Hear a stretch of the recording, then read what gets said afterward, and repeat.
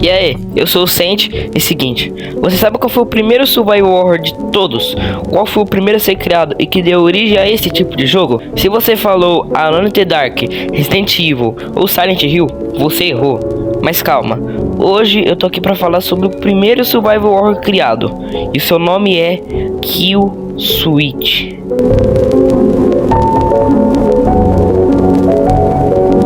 Bom, vamos começar do começo. Kill Switch é um jogo survival horror criado e publicado pela Carvina Corporation em 1989. E desde seu lançamento ele não demonstrava ser um jogo normal, porque a Carvina Corp lançou apenas 5.000 unidades desse jogo. Sim, apenas 5.000 unidades, que para um jogo é uma quantidade minúscula de unidades. Para você ter noção, o primeiro Mario do NES teve 1 milhão de unidades fabricadas no lançamento. E quando perguntaram para a desenvolvedora por que o Kill Switch tem tão poucas unidades, ela respondeu: esse jogo foi projetado para ser um projeto único. E desde então não foi produzido mais nenhuma cópia original do jogo. Além disso, o jogo é dado como Lost Media, porque na sua época de lançamento não tinha outro meio de guardar ou salvar o jogo. Sem o disquete era impossível jogar ou achar o jogo, o que tornou ele um dos jogos mais misteriosos de todos. E os que conseguiram jogar relatam coisas insanas sobre o jogo. Mas sem delongas, vamos começar a analisar o jogo Kill Switch.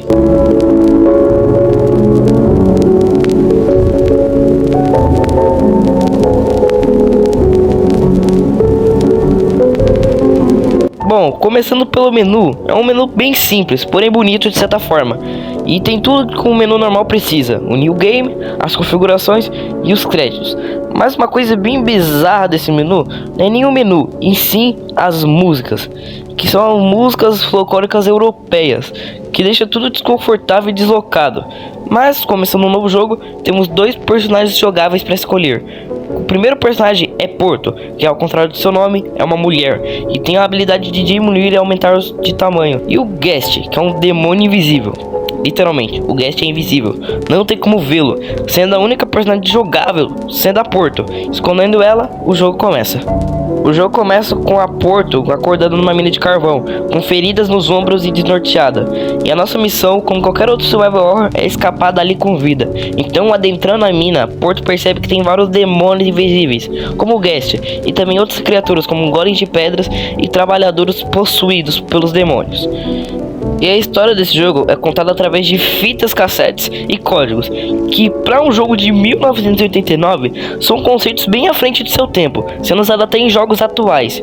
E os jogadores que jogaram esse jogo afirmam não conseguir decifrar nenhum dos códigos. Isso atraiu a atenção de várias pessoas que começaram a investigar o jogo, e um usuário chamado Porto881 decifrou os códigos, assim dando explicações sobre a história desse jogo. E sobre a história desse jogo, ao decorrer dele, a Porto encontra uma fita cassete, onde nela diz que os mineiros que trabalhavam na mina falsificaram documentos de uma empresa chamada Soviética, que começaram a torturar os trabalhadores. Mas isso acabou despertando os demônios que viviam nessas minas, que acabaram possuindo as máquinas da mina e causaram um massacre, matando trabalhadores e os funcionários dessa empresa. Depois que a fita termina, nós continuamos a explorar mais a fundo a mina, resolvendo puzzles e explorando o local. Mas o jogo não é tão assustador, porque não existe nenhuma criatura ou vilão no jogo que nos mate, apenas nós. E nós só podemos morrer levando danos de certas coisas, como pedras e espinhos. E mais ao decorrer do jogo, a Porto aprende a controlar sua habilidade, assim conseguimos escapar da mina. E após isso, o jogo fica impossível de jogar, sendo deletado o seu computador e a disquete se autodestrói, sendo impossível de ser jogado novamente.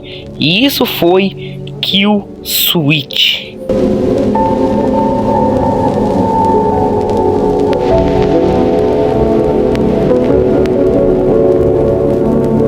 A história de um breve resumão, porque ela é muito mais complexa que isso e também ainda não foi terminada. Mas ainda para uma dúvida em nossas mentes: e o Guest? Ele tem uma história diferente?